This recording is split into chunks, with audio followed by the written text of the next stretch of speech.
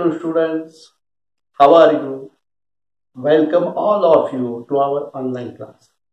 In the last period, we have learned about nouns, sentence word, and pronouns. In the sentence word, we have also learned how to construct or make a meaningful sentences. But now today we are going to learn a new topic that is given on the page number 23. So open your textbook and see the page number 23. The new topic, the title of the topic is that 1.7, Are You a Die Kid? The title of the new topic is that Are You a Die Kid? Die. D-I-Y. Die is the short form of do it yourself. D stands for do, I stands for it, and Y stands for yourself. So die means do it yourself.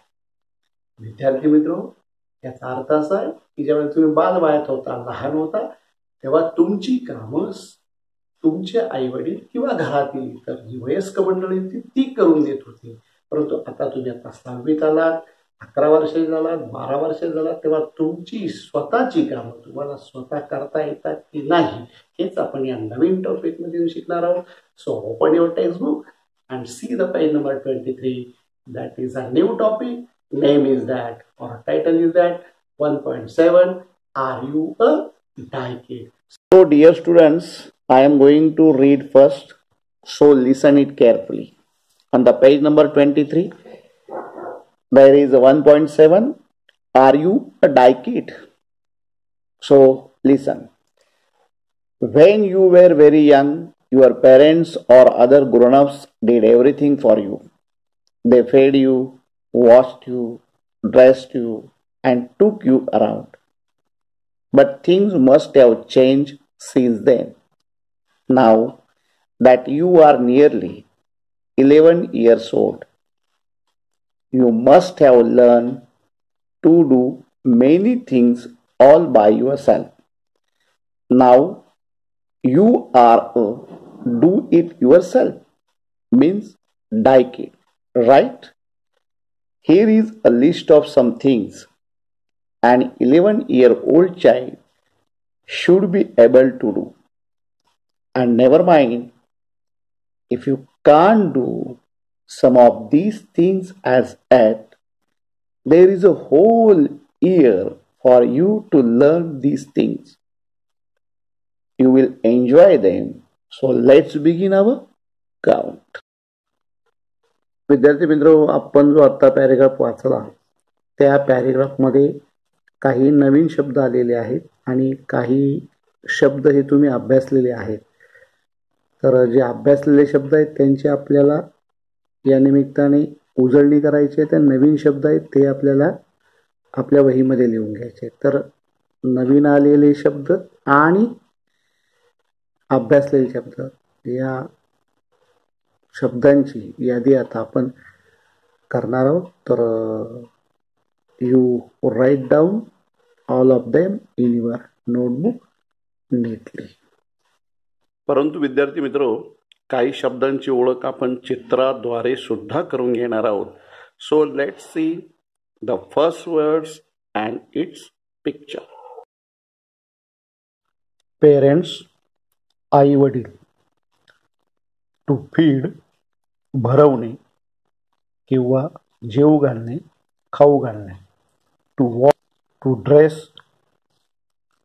पोशाख घालणे. Take you around, चक्कर मारून आणणे. Never mind, काही हरकत नाही. Hole, WHOLE, hole म्हणजे संपूर्ण. होल इयर म्हणजे संपूर्ण वर्ष. I hope you understood all these words which are written on the blackboard. Now, dear students, I will explain this paragraph line to line. So let's listen it carefully. So see 1.7. Are you a die kid? So let's listen. When you were very young, your parents or other grown-ups did everything for you. विद्यार्थी मित्र, जेव्हा तुम्ही लहान वयात होता किंवा बाल वयात होता तेव्हा तुमचे आईवडील किंवा इतर वयस्कर यांनी तुमच्याकरिता सर्व काही केलं. When you were very young means लहान होता किंवा बालवयात होता. युअर पेरेंट्स म्हणजे तुमचे आई वडील, ऑर अदर ग्रोनअप्स म्हणजे इतर वयस्कर घरातील मंडळी. डीड एव्हरीथिंग फॉर यू म्हणजे तुमच्याकरिता सर्व काही केले. दे फेड you, washed you, dressed you and टूक यू अराउंड. त्यांनी तुमच्याकरता काय काय केले तर त्यांनी तुम्हाला खाऊ घातले, अंघोळ घातली, कपडे घातले आणि आजूबाजूला चक्कर मारायला सुद्धा घेऊन गेले. दे फेड यू म्हणजे खाऊ घातले. वॉश्ड म्हणजे इथे अर्थ आपण अंघोळ घातली. ड्रेस्ड यू पोशाख कसा घालायचा तेही त्यांनी तुमच्यासाठी केलं. अँड टूक यू अराउंड आणि त्यांनी आजूबाजूला फिरायला सुद्धा नेला. But things must have change since that. परंतु विद्यार्थी मित्र, त्यानंतर मात्र आता सर्व गोष्टी बदललेल्या असतील. का बदललेल्या असतील? Because of now that you are nearly 11 years old. कारण आता तुम्ही जवळजवळ 11 वर्षाचे झालेले आहात. You must have learn to do many things all by your self. म्हणून तुम्ही 11 वर्षाचे असल्यामुळे तुम्ही खूपशा गोष्टी कोणाच्या मदतीशिवाय स्वतःच आता करायला शिकला असाल. Now you are do it yourself means DIY kid. म्हणजे आता तुम्ही do it yourself means DIY बालक आहात. राईट? खरं आहे ना ते? Here is a list of some things an 11-year-old child should be able to do. 11 वर्षाच्या मुलाला करता येऊ शकतील अशा काही गोष्टींची यादी येथे दिली आहे. And never mind if you can't do some of these things as yet. कदाचित तुम्हाला त्यातल्या काही गोष्टी अजूनही करता येत नसतील तर never mind if you can't do some of these things as it. तर काळजी अजिबात करू नका. कदाचित तुम्हाला काही गोष्टी येतही नसतील, अजून जमतही नसतील तर never mind. And never mind if you can't do some of these things as yet.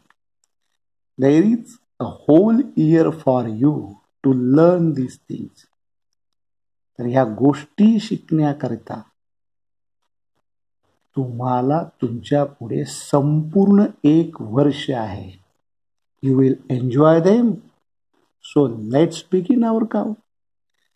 तेव्हा तुम्ही त्या कामांचा आनंद घ्या. तर आपल्याला कोणत्या कोणत्या गोष्टी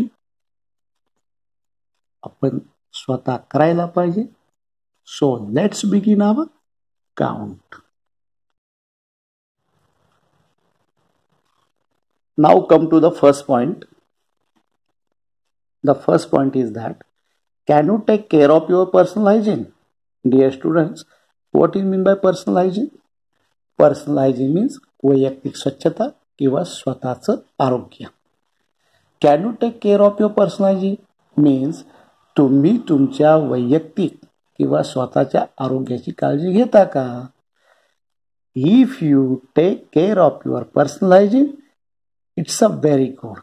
Otherwise, if you cannot take care of your personal hygiene, so what do you do? तर विद्यार्थी मित्र, स्वतःच्या आरोग्याची काळजी घ्यायची असेल तर आपण नेमकं काय केलं पाहिजे? इथे पिवळ्या रंगाच्या बॉक्समध्ये 3 ब्लॅक कलरचे डॉट दिलेले आहेत.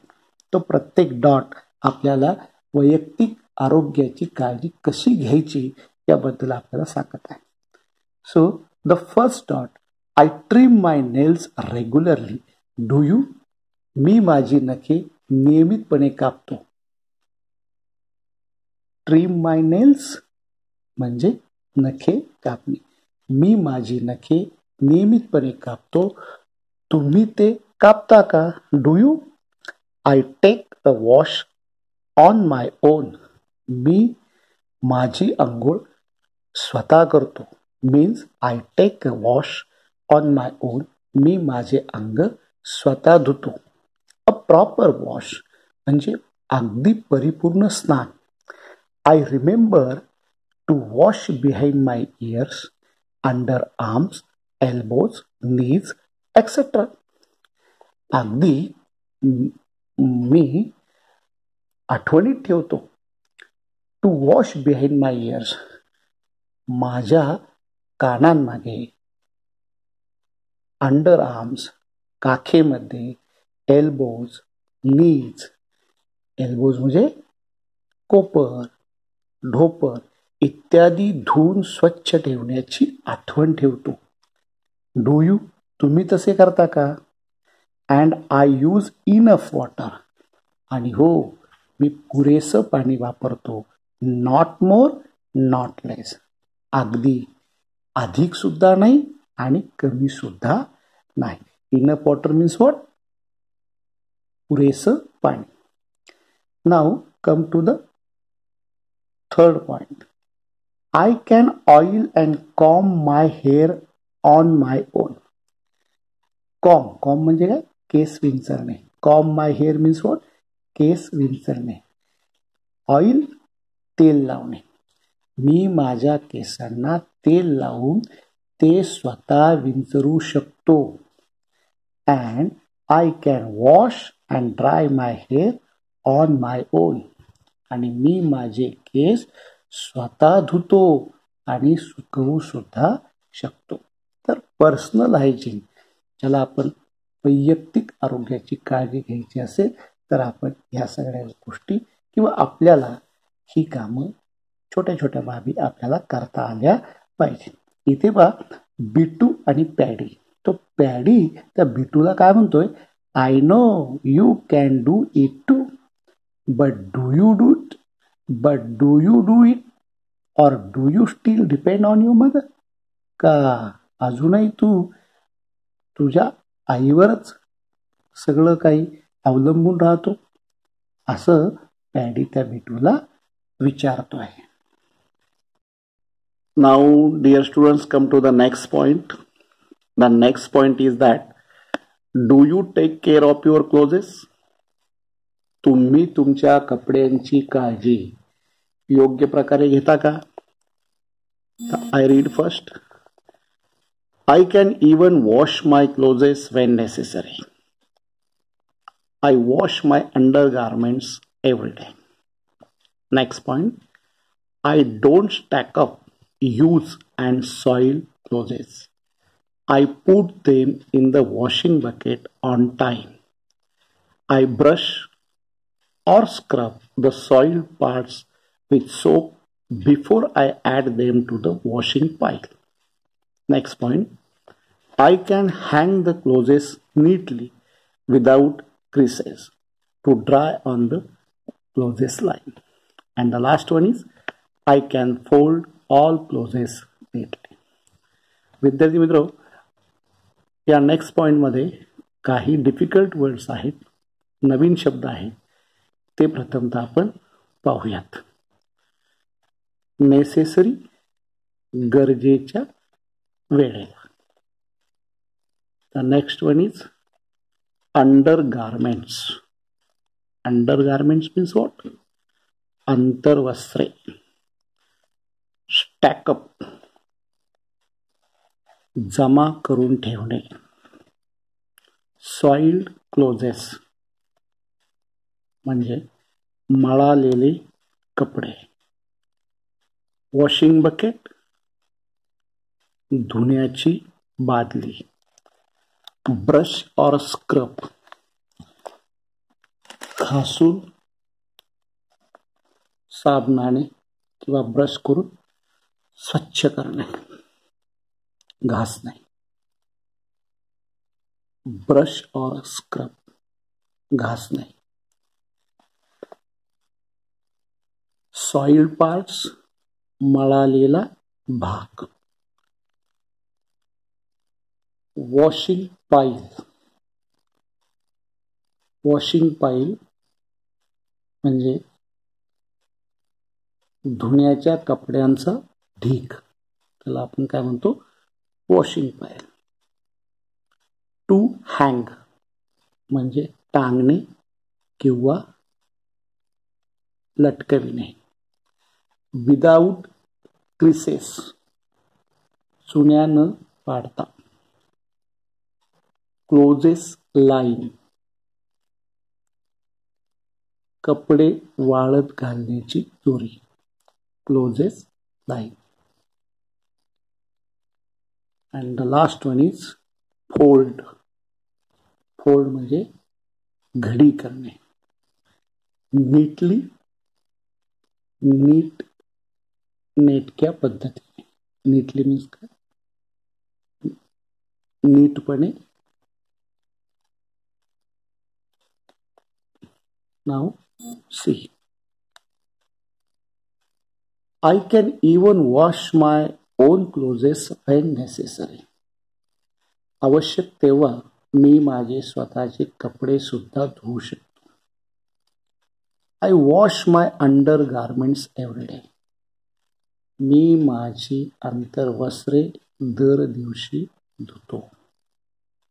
I don't stack up use and soil clothes.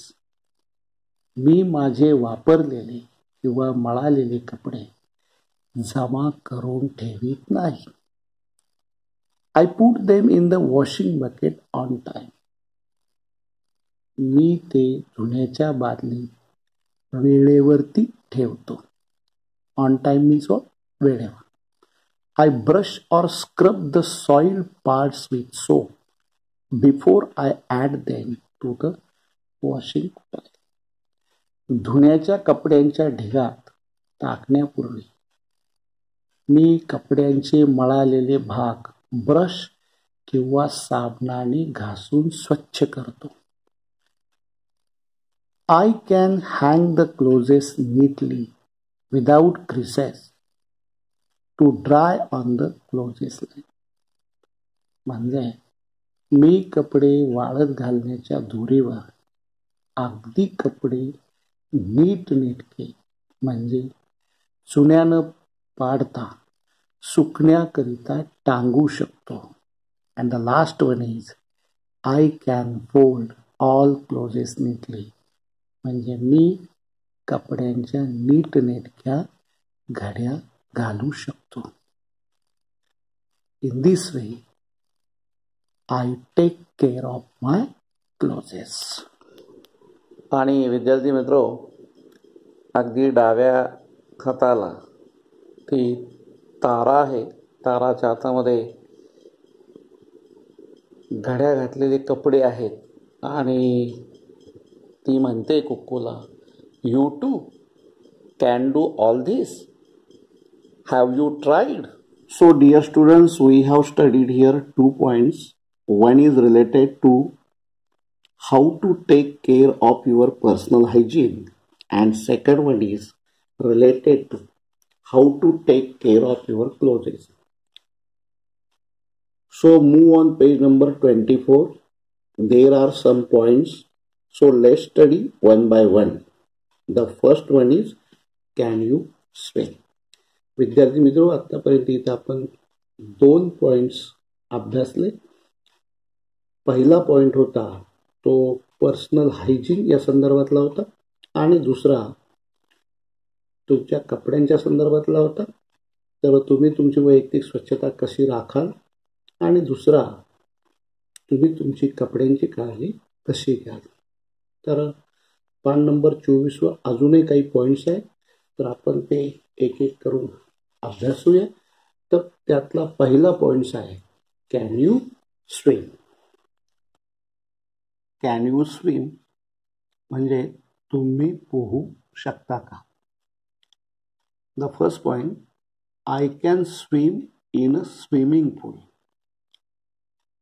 What is mean by swimming pool? Swimming pool means पोहण्याचा तलाव. तर मी पोहण्याच्या तलावात पोहू शकतो. I can swim in a swimming pool. Second point, I can swim in a well. A well म्हणजे विहीर. मी विहिरीत सुद्धा पोहू शकतो. And the third one is, I am going to learn freestyle swimming this year. Freestyle means हा एक, विद्यार्थी मित्र, एक पोहण्याचा प्रकार आहे, त्याला आपण फ्री स्टाईल म्हणतो. I am going to learn freestyle swimming this year. मी यावर्षी फ्री स्टाईल मीन्स मुक्त शैली पोहणे शिकणार आहे. आणि थोडंसं खाली तो टोटो आणि मिया आहे. तर तो टोटो त्या मियाला काय म्हणतोय, हाऊ अबाउट यू. कारण मिया पाण्याला खूप घाबरते, तर टोटो तिला विचारतोय, हाऊ अबाउट यू, तुझं काय. Now come to the next point, can you ride a bicycle. Can you ride a bicycle.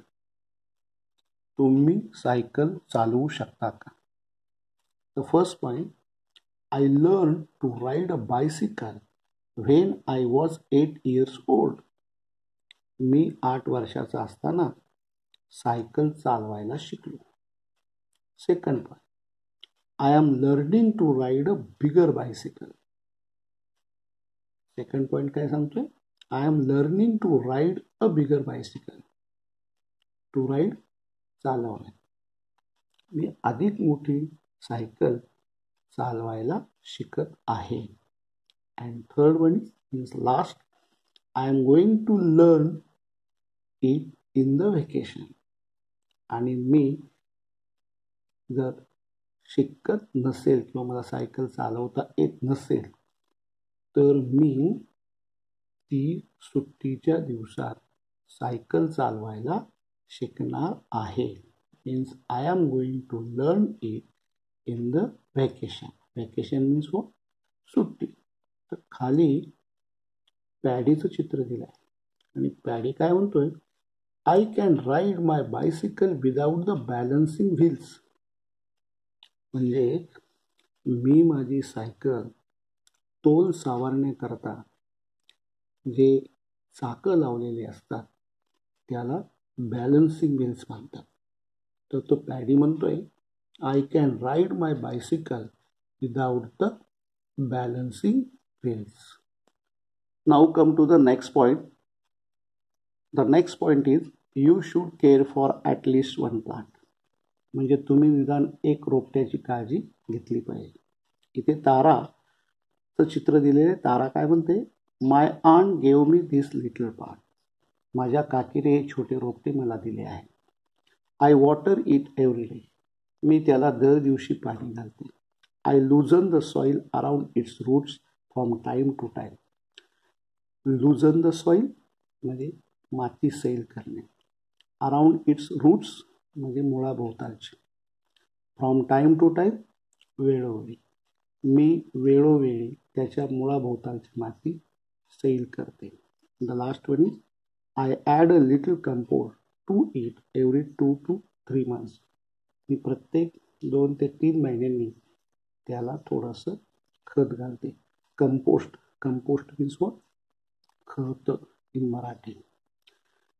आणि वरती विठू काय म्हणतोय? Different plants need different kind of care. वेगवेगळ्या रोपट्यांची वेगवेगळ्या प्रकारे काळजी घेण्याची गरज आहे. आणि खाली तारा आहे. तारा काय म्हणते? I love my plant love sunlight. मला माझे रोपटे आवडते आणि माझ्या रोपट्याला सूर्यप्रकाश आवडतो. At the last point on page number 24 is that can you dress up for a special occasion on your own? Special occasion? Special occasion means what? विशेष प्रसंग. Can you dress up for a special occasion on your own? म्हणजे एखाद्या विशेष प्रसंगी तुम्ही तुमचा पोशाख स्वतः करता का? Can you dress up for a special occasion? Special occasion means what? विशेष प्रसंग. So what is the point says to us? When I was in standard second, my father helped me, but now I can dress up on my own even for a special occasion. म्हणजे मी दुसऱ्या इयत्तेत होतो. When I was in standard second, my father helped me. तेव्हा माझे वडील मला मदत करीत होते. But now I can dress up on my own. परंतु आता माझा पोशाख मी स्वतःच करतो. Even for a special occasion. अगदी खास प्रसंगी सुद्धा. आणि थोडंसं खाली बिट्टू आणि कुक्कू आहे. तर कुक्कू त्या बिट्टूला काय म्हणते? Are you presentable when you visit someone is? तुम्ही कोणाला भेटायला जाता तेव्हा तुम्ही नीटनेटके वाटता का? Are you presentable when you visit someone is? तर असं कुक्कू त्या बिट्टूला म्हणते. So dear students, we have studied all points which are given on page number 23 and 24. So today we are going to stop here, and remaining point of the topic we will learn the next page. So I am going to stop my lecture here and we will meet next video. So take care and stay home, stay safe. Thanks.